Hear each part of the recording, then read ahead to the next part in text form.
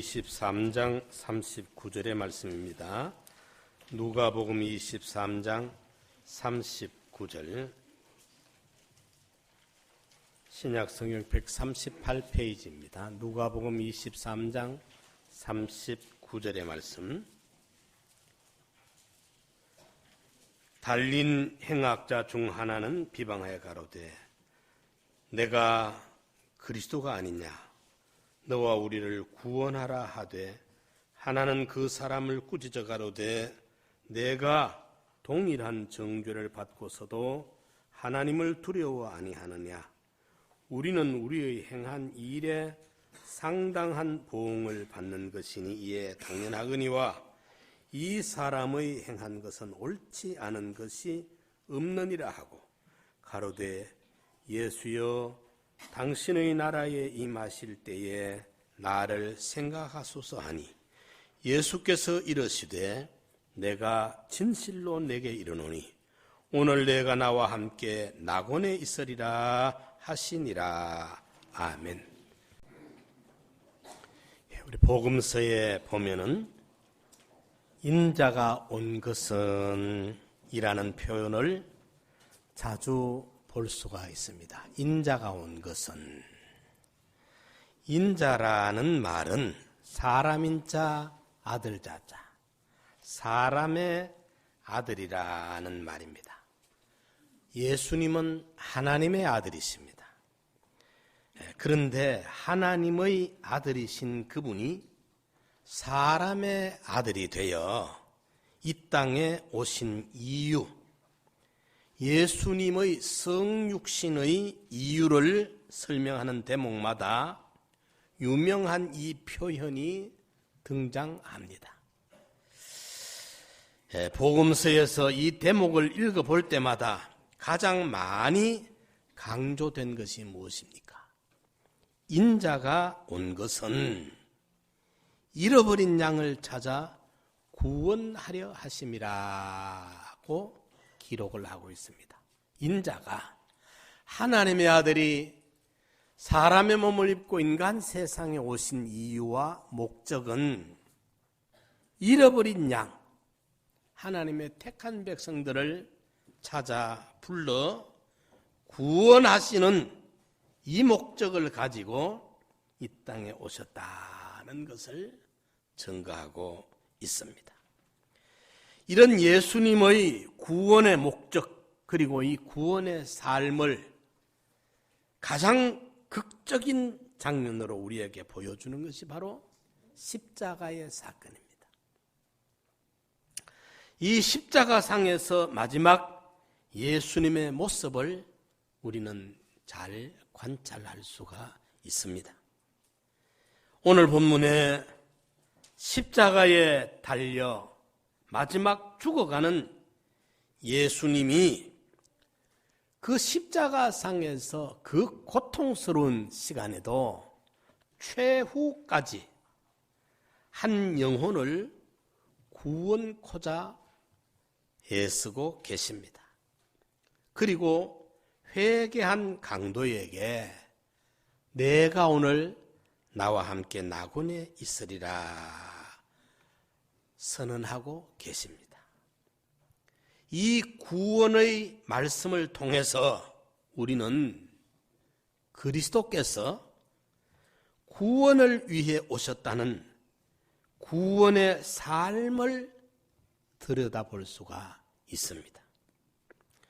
우리는 바로 이 말씀과, 오늘 네가 나와 함께 낙원에 있으리라고 선포하신 이 말씀과, 그리고 십자가 상에서 이 마지막 사건을 통해 예수님의 구원의 성격을 투명하게 관찰할 수가 있습니다.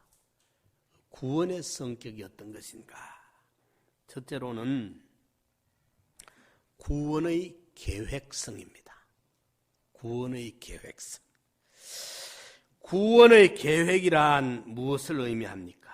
구원의 계획이라 하면 우리는 즉각적으로 머리에 떠오르는 생각이 내가 구원받도록 계획되어 있느냐 없느냐, 다른 말로 하면 내가 택함을 받았느냐, 택함 받지 못했느냐, 이 생각, 이런 생각으로 개인적 관심에서부터 출발하기가 쉽습니다. 그러나 하나님의 구원 계획은 언제나 그리스도 중심입니다. 하나님은 인류를 구원하기 위하여 예수 그리스도를 이 땅에 보내시고 그분이 십자가에 매달려 죽고 부활하신 이것을 이미 계획하셨던 것입니다. 따라서 예수 그리스도의 인류 구원은 그분의 삶 속에서 우연히 일어난 어떤 시도가 아니라 하나님의 영원전 계획이었고 그 계획의 성취였다는 것입니다. 예수께서 십자가에서 두 강도 사이에 매달리는 이 사건조차도 예수님이 땅에 오시기 전 700여 년 전에 이사야 선지자를 통해서 이미 예언을 했던 것입니다.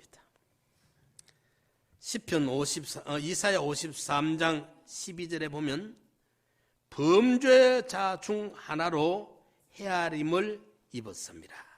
그러나 실상은 그가 많은 사람들의 죄를 지며 범죄자를 위하여 기도하리라고 기록을 하고 있습니다.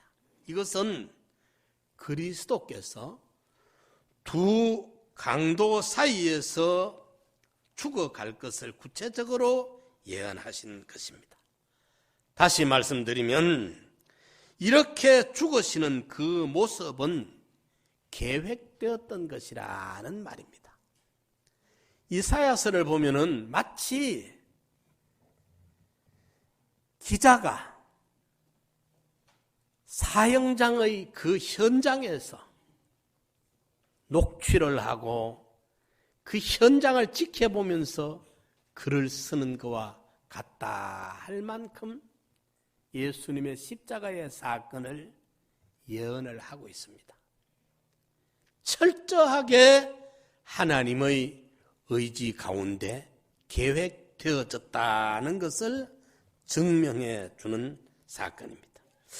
에베소서 1장 4절 말씀을 제가 한번 찾아 읽겠습니다. 에베소서 1장 4절의 말씀입니다. 곧 창세 전에 그리스도 안에서 우리를 택하사 우리로 사랑 안에서 그 앞에 거룩하고 흠이 없게 하시려고 그 기쁘신 뜻대로 우리를 예정하사 예수 그리스도로 말미암아 자기의 아들들이 되게 하셨다고 기록하고 있어요. 창세 전에 이미 저와 여러분들은 하나님이 택한 백성으로 선택해 주셨고 예수 그리스도를 보내셔서 모든 예정 순서에 따라 우리를 온전히 구원해 영원한 하나님의 사랑의 대상으로 하나님의 자녀들로 삼아 주셨다고 기록하고 있습니다. 계획되었다는 것은 그것이 그만큼 하나님의 관심사였음을 의미합니다. 그리고 구원의 중요성을 우리에게 보여주고 있는 것입니다. 우리는 중요한 사건일수록 우리가 참으로 중요하게 느끼는 사건일수록 오랜 시간을 두고 계획을 하게 됩니다. 이 구원의 계획이 언제부터 준비된 줄 아십니까? 성경은 창세 전부터 천지 만물을 창조하기 전부터 하나님께서 어린 양 되시는 예수 그리스도를 구속 제물로 십자가에 달려 죽으실 것을 계획하셨고 범죄하고 타락한 인간들이 예수의 구속의 사건으로 말미암아 구속을 입도록 속량함을 입도록 하나님의 계획 가운데 이루어졌다는 것을 증명하고 있습니다. 디모데후서 1장 9절 10절에는 하나님이 우리를 구원하사 거룩하신 부르심으로 부르심은 우리의 행위대로 하심이 아니요 오직 자기 뜻과 영원한 때 전부터 그리스도 예수 안에서 우리에게 주신 은혜대로 하심이라고 기록하고 있습니다. 영원한 때 전부터 우리를 하나님이 택해 주셨던 거예요. 우리 믿는 성도들이 이 구원의 계획성을 깨닫고 붙잡아야 됩니다. 여기에 신앙의 뿌리가 박혀야 돼요. 사랑하는 성도 여러분, 우리가 인생을 살아갈 때에 예기치 못한 일들을 많이 만나게 되고, 그리고 어떤 결정적인 순간을 만날 때, 그때 우리는 참 힘들고 어려움을 통과하게 됩니다. 그리고 가장 무서운 것은 고독이라는 것이 우리를 찾아옵니다. 고독. 연애할 때 편지 쓸 때 사치스럽게 사용되는 단어가 아닙니다. 모두가 나를 떠납니다. 동지들이 다 떠나고 황망한 들판에 신앙의 동지도 다 떠나고 아내도 남편도 부모도 자식도 그 어느 누가 내 옆에 없어질 때 여러분 우리가요 마지막 결정적인 순간에 보면 홀로 남는다는 걸 꼭 기억하십시오. 옆에 누가 있어도 도움이 되질 않습니다. 도움을 주지를 못합니다. 인간적 어떤 도움을 받지를 못합니다. 그리고 정말 고독한 순간을 맞이합니다. 그때 찾아오는 손님이 있어요. 사탄 마귀가 찾아옵니다. 마구 뿌리쳐 우리를 흔듭니다. 의심을 가지고 우리를 흔듭니다. 택함을 받았는지 못 받았는지, 정말 내가 구원의 확신이 있는지 없는지를 뿌리채 뒤흔드는 사탄의 공략이 아주 대단하게 우리를 넘어뜨리려고 합니다. 그때 우리가 이 구원의 계획성을 확실히 믿으면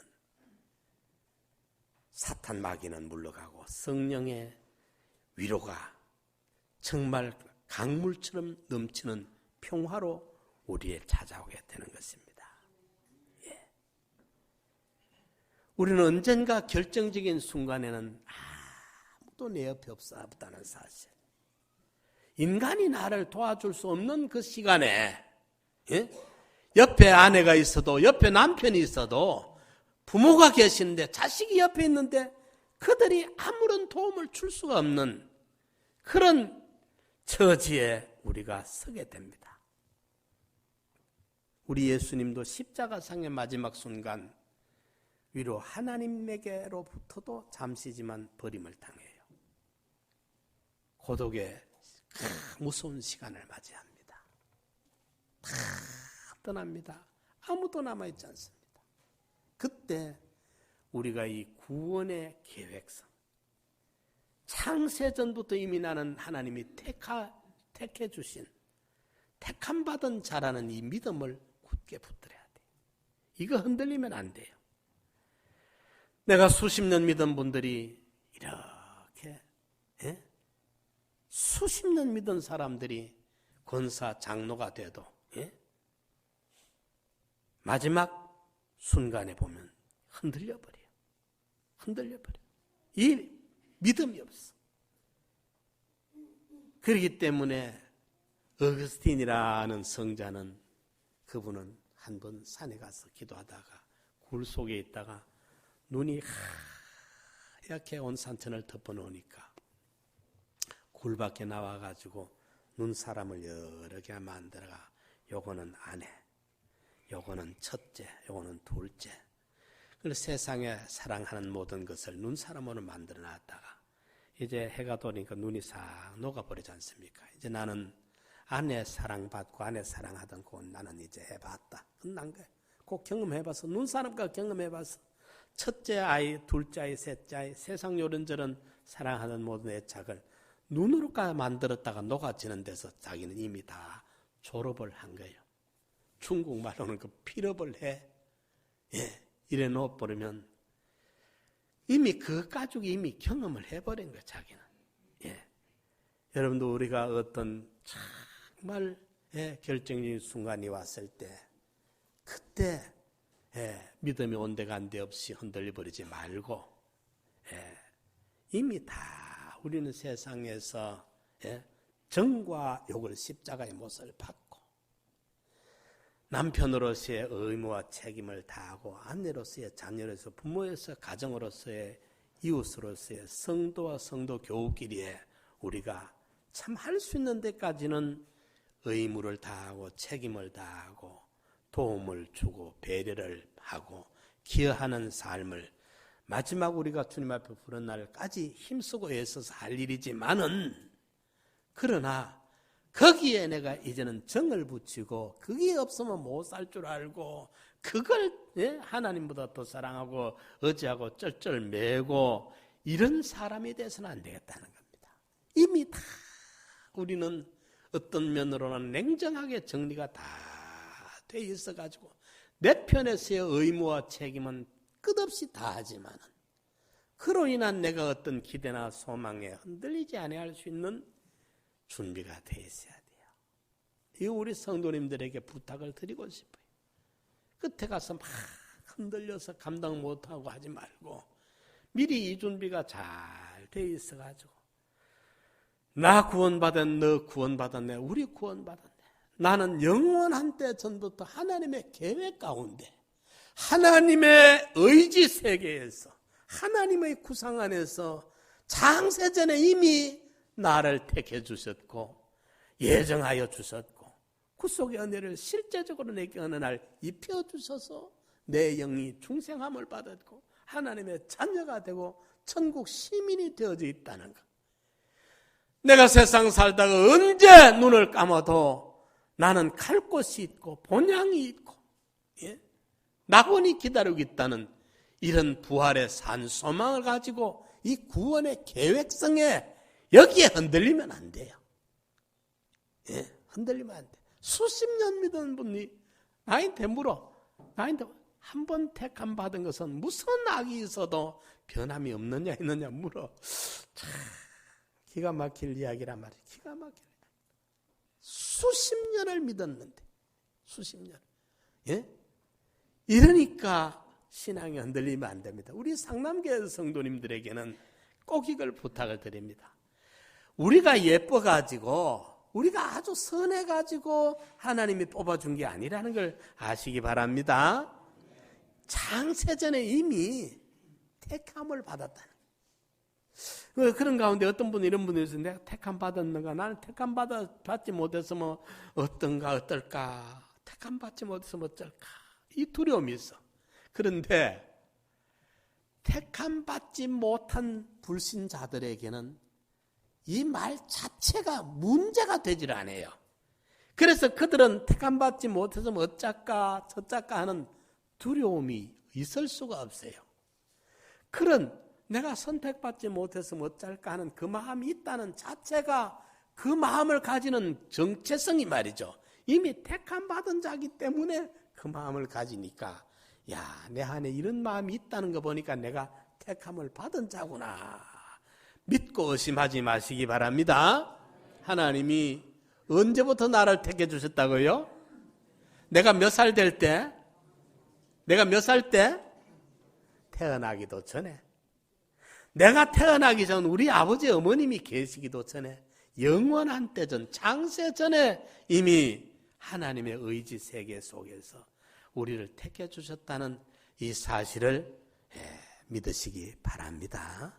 이 구원의 계획성이에요. 신앙의 뿌리가 여기에 뿌리를 깊이 내려야 되지 이게 흔들리면 안 돼. 내가 예뻐서 내가 의로워서 선택받은 게 아니라 이 말입니다. 이미 내가 있기도 전에 영원 전에 택하여 주셨다는 이 놀라운 구원의 사실을 확고히 믿고 흔들리지 말고 의심 없이 나아가기 바랍니다. 두 번째로 구원의 현재성입니다. 구원의 현재성. 우리가 구원받는다 하면 즉각적으로 떠오르는 생각이 우리의 죽음입니다. 죽은 다음에 천국 가는 것으로 우리는 구원을 생각하게 됩니다. 우리는 죽을 때라는 관점에서 구원을 생각하게 됩니다. 이것이 구원의 미래성이라 말할 수 있습니다. 물론 구원에는 미래적 성격도 없지 않아 있습니다. 그러나 성경은 구원의 시간을 강조할 때 가장 자주, 가장 많은 비율로 구원의 현재성을 강조하고 있습니다. 구원의 현재성.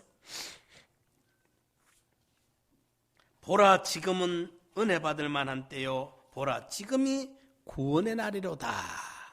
지금을 이야기해요. 지금, 어제가 아닙니다. 다음이 아닙니다. 내일이 아닙니다. 어느 날 다가올 그때가 아닙니다. 보라, 지금이 은혜 받을 만한 때요. 보라, 지금이 구원의 날이로다. 지금을 말합니다. 오늘 본문에 나타난 이 마지막 순간에 여러분 보십시오. 오늘 본문의 그 정황을 여러분들이 머릿속에 그림을 한번 그려보십시오. 처참한 정황입니다. 채찍에 살이 터져가지고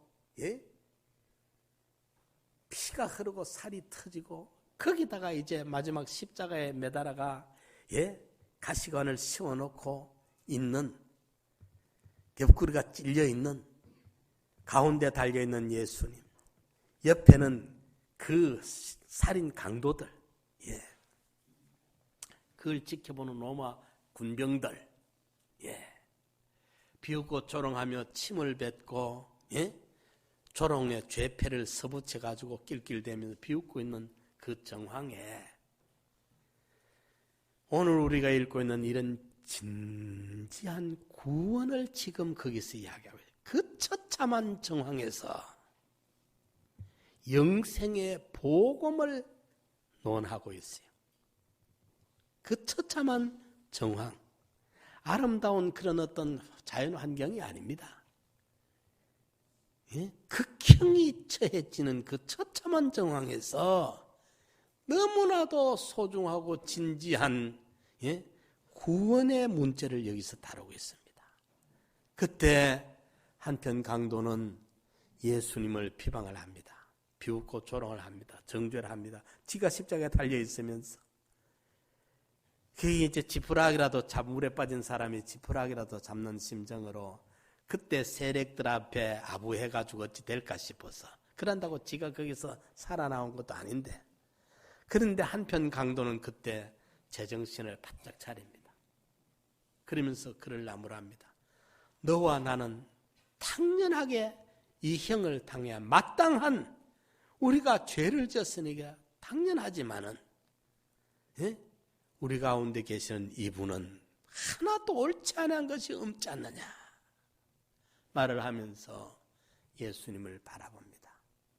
그때 이제 이미 십자가에 달린 지가 한참 되는데 있는 힘을 다 기울여서 예수를 바라보면서 예수여, 당신의 나라가 임할 때 나를 생각해 주십시오 라고 간절히 마지막 호소를 합니다.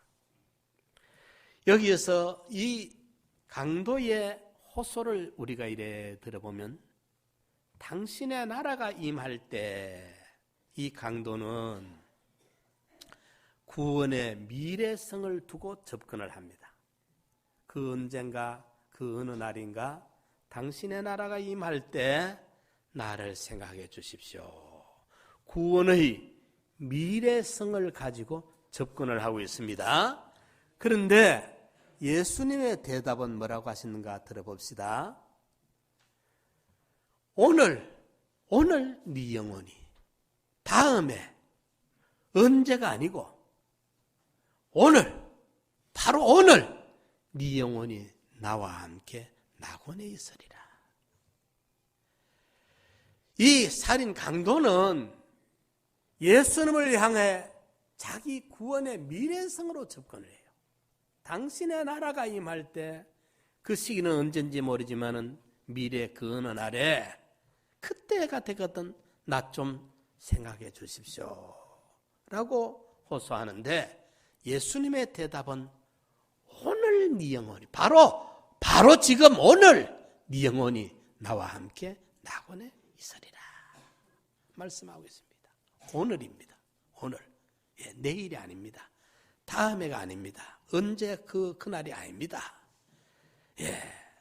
누가복음 19장에도 예수님이 세리장 삭개오 집에 가셨을 때에 그 삭개오 집을 향해 그 많은 사람이 듣는 앞에서 오늘 이 집에 구원이 이르렀도다 선포하셨습니다. 이것이 구원의 현재성입니다. 오늘입니다. 내일이 아닙니다. 그렇기 때문에 우리 구원은 다음으로 미루면 안 돼요. 내일은 내 것이 아닙니다. 내일 일은 내일 염려할 것이요 한날 괴로움은 그날에 족하니라. 내일 일은 난 몰라요. 하루하루 살아요. 불행이나 여행함도 내 뜻대로 못해요. 내 뜻대로 되면 얼마나 좋겠어요. 내 뜻대로 못해. 내일 일은 난 몰라요. 난 정말 몰라. 아는 사람 없어요.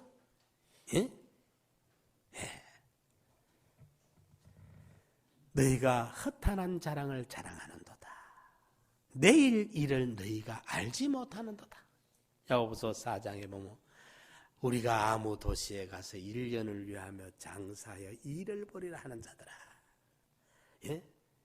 오늘이나 내일이나 우리가 아무 도시에 가 시간을 정하고 아무 도시라는 장소를 정하고 1년을 유하며 기간을 정하고 장사를 해서 경영을 정하고 소기의 목적을 일을 벌이라 목적을 달성하겠다. 시간도 지가 정하고 장소도 지가 정하고 기간도 지가 정하고 경영 계획도 지가 세우고 그래서 소기의 목적을 달성하겠다 하는 이 어리석은 자들아. 내일 일을 너희가 알지 못하는도다. 너희 생명이 무엇이뇨? 너희는 잠깐 보이다가 없어지는 안개 같은 존재가 아니냐. 너희가 도리어 말하기를 주의 뜻이면 살기도 하고 이것저것을 하리라 할 것이거늘. 그걸 말씀하겠습니다. 내일은 몰라요. 그렇기 때문에 구원의 현재성을 우리가 인정하고 오늘 우리가 주님 뜻대로 살아야 되고 오늘 우리가 주의 말씀대로 순종해야 됩니다. 오늘이 구원의 시간입니다. 오늘이 하나님의 은혜를 경험해야 할 시간입니다. 바로 오늘이 우리가 하나님의 낙원을 경험해야 할 시간입니다. 바로 오늘이 내 삶의 변화를 체험해야 할 시간입니다. 바로 오늘이 우리가 회개해야 할 시간입니다. 바로 오늘이 우리의 삶이 달라져야 할 시간입니다. 바로 오늘이 우리가 하늘의 영광을 바라봐야 할 시간입니다. 구원은 내일이 없습니다. 오늘 구원받아야 됩니다. 오늘 회개해야 됩니다. 오늘 순종해야 됩니다. 딜레이가 되면 안 돼요. 미루면 안 돼요. 오늘 순종할 것 순종하면 또 내일이 오늘 되었을 때 또 순종하면 돼요. 그래서 언제든지 다른 거는 몰라도 구원은 다음으로 미루면 안 돼요. 구원의 계획성 그리고 구원의 현재성 그리고 세 번째로 구원의 궁극성. 최종적으로 이 구원의 결과는 어찌 되느냐? 성경은 어찌 되느냐? 구원받는다는 것은 궁극적으로 어떤 상태를 의미할까요?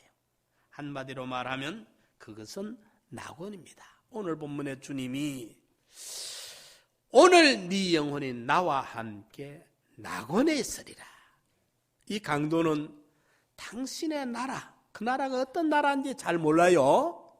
이 강도는 아직 잘 몰라요. 그러나 예수님이 가시는 그 나라가 있을 텐데 그 나라에 나도 좀 데려가 주십시오 라고 막연하게 소설을 하고 있습니다. 그런데 예수님의 대답은 그 나라에 대한 정확한 언급을 하시는 거예요. 예수님의 대답이 일목요연합니다.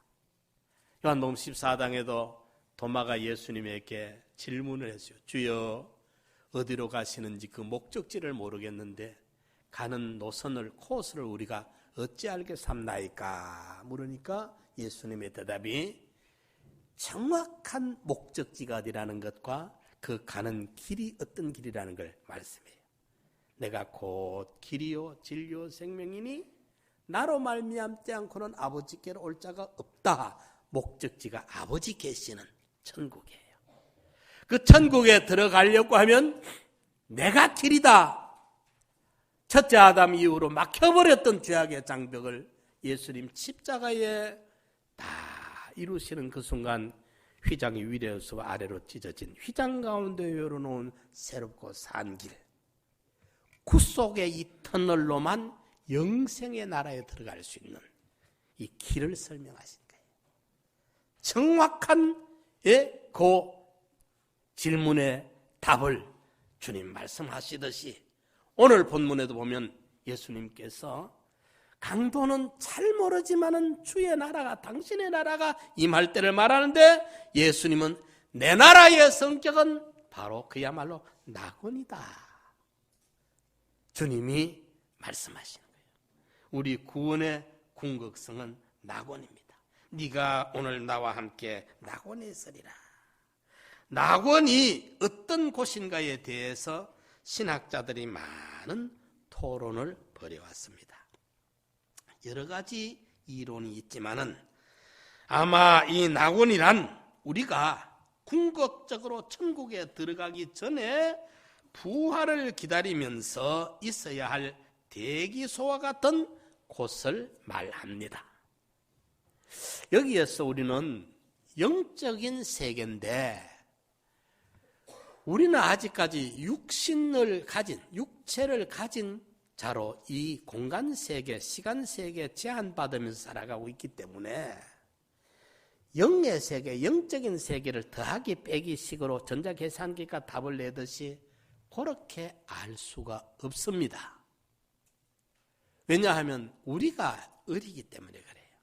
시공의 제한을 받는 육체를 가지고 살기 때문에 아무리 영안이 밝고 영적으로 충만하더라도 영계에 대한 그 확신을 우리가 보듯이 가질 수가 없어요.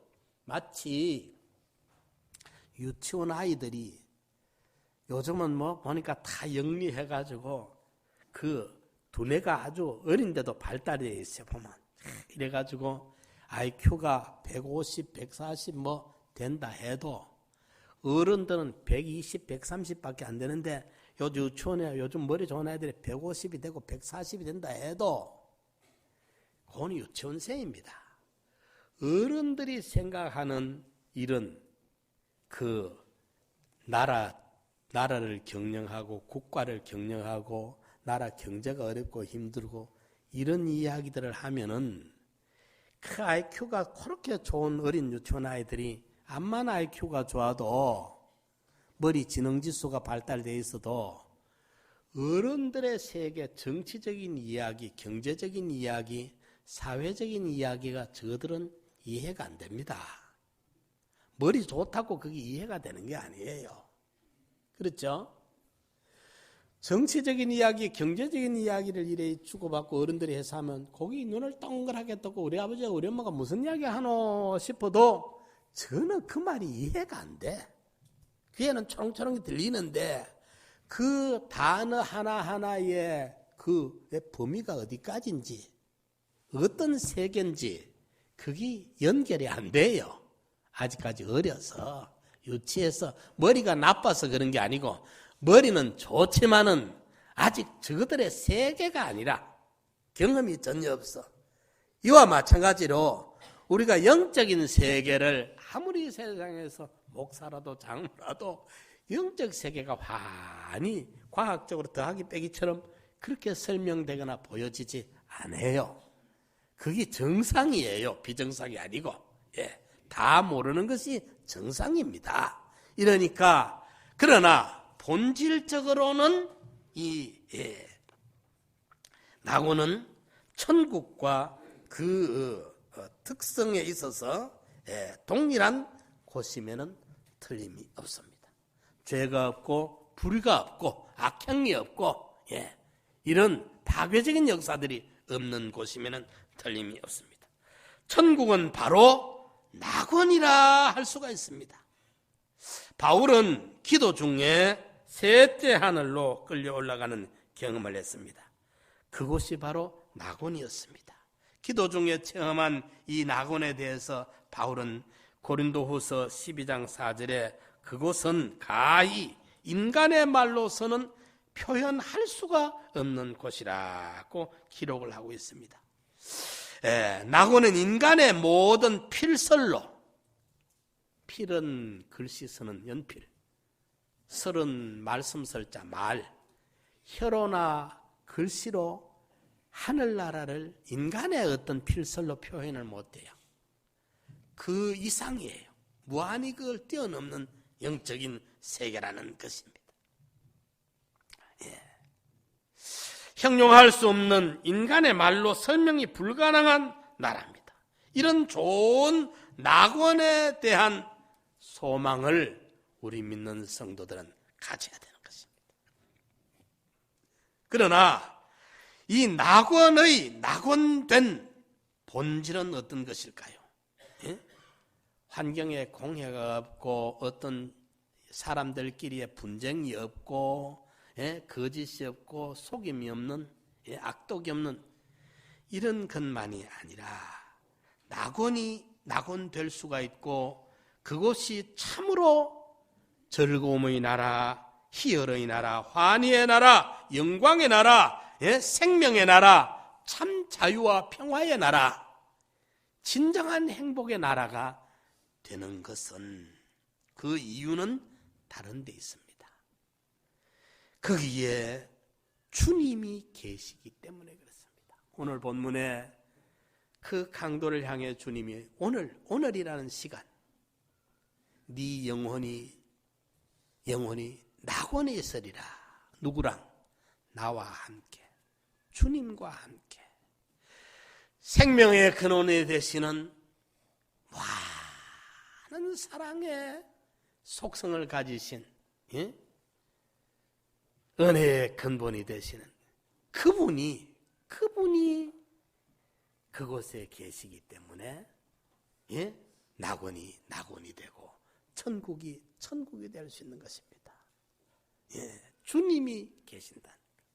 날 사랑하는 주님.